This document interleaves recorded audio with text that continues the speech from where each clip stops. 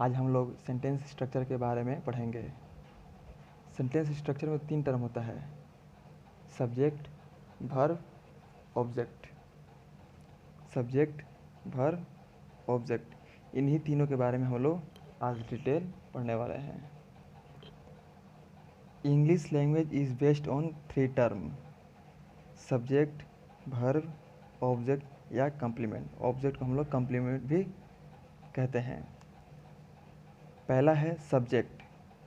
Subject को हिंदी में कर्ता कहते हैं। सेंटेंस में जो चर्चे का विषय हो, काम करने वाला हो या जिसके बारे में बात हो, उसे सब्जेक्ट कहते हैं।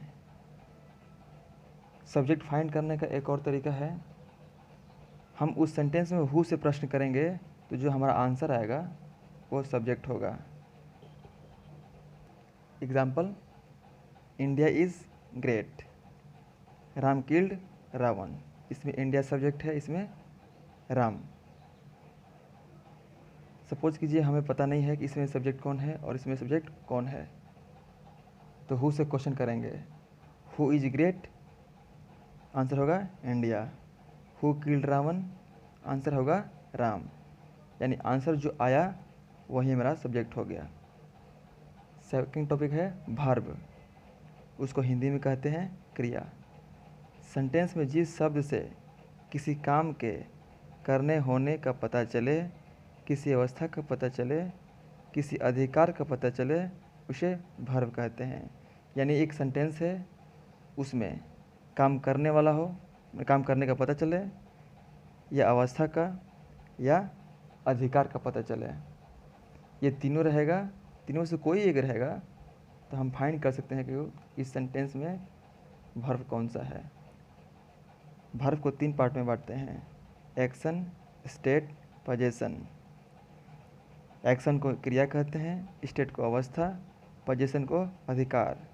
यानी इन्हीं 3 टर्म के कारण हम वर्ब फाइंड कर सकते हैं। जैसे राम किल्ड रावण, यहाँ पे किल्ड एक्शन हुआ, कंचन लुक्स ब्यूटीफुल, यहाँ पे लुक्स स्टेट हुआ, I have a car, have यहाँ पोजीशन हुआ। यानी यहाँ पे क्रिया हुआ, राम ने रावण को मारा यानी काम किया तो एक्शन हुआ। कंचन लुक्स ब्यूटीफुल, कंचन सुंदर दिखती है, यानी दिखना यहाँ पे अवस्था हुआ। आई हैव ए कार, मेरे पास एक कार है, तो यहाँ पे पोजीशन यानी अधिकार का यूज हुआ है, काम हुआ है। नेक्स्ट टॉपिक है ऑब्जेक्ट। सेंटेंस में वर्ब से जो प्रभावित होता है उसे ऑब्जेक्ट कहते हैं। ध्यान दीजिए, सेंटेंस में वर्ब से जो प्रभावित होता है उसे ऑब्जेक्ट कहते हैं। होम से क्वेश्चन करने पर जो आंसर होगा वही ऑब्जेक्ट होगा।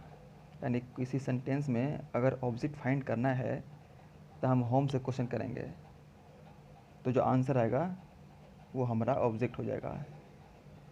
एग्जाम्पल, राम किल्ड रावण, यहाँ पे किल्ड क्या हुआ, वर्ब हुआ, यहाँ पे ऑब्जेक्ट क्या होगा,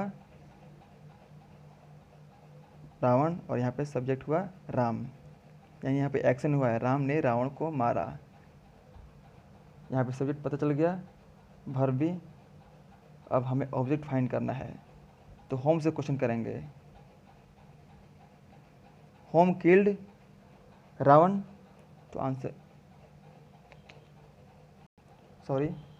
होम किल्ड राम, राम ने किसे मारा, तो रावण को। आंसर क्या आया, रावण को, तो रावण हमारा ऑब्जेक्ट हो गया। ऑब्जेक्ट का ही एक पार्ट है कम्प्लीमेंट, जिसे हम कम्प्लीमेंट कहते हैं। सेंटेंस में जो शब्द सब्जेक्ट के बारे में कुछ बताता है वह कम्प्लीमेंट कहलाता है। सेंटेंस के बारे में जो बताता है उसे हम कम्प्लीमेंट कहते हैं। कम्प्लीमेंट नाउन, एडजेक्टिव, एडवर्ब भी हो सकता है।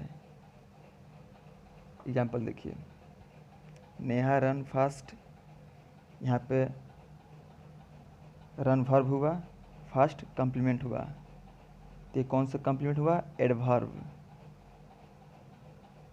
नोट करने वाला point, adverb link with verb and word with ly।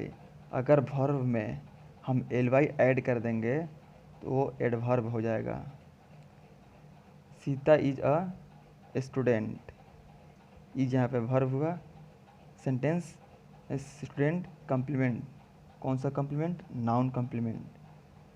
Third है सी इज़ ब्यूटीफुल, इज़ यहाँ पे वर्ब हुआ, ब्यूटीफुल यहाँ पे कम्प्लीमेंट एडजेक्टिव हुआ।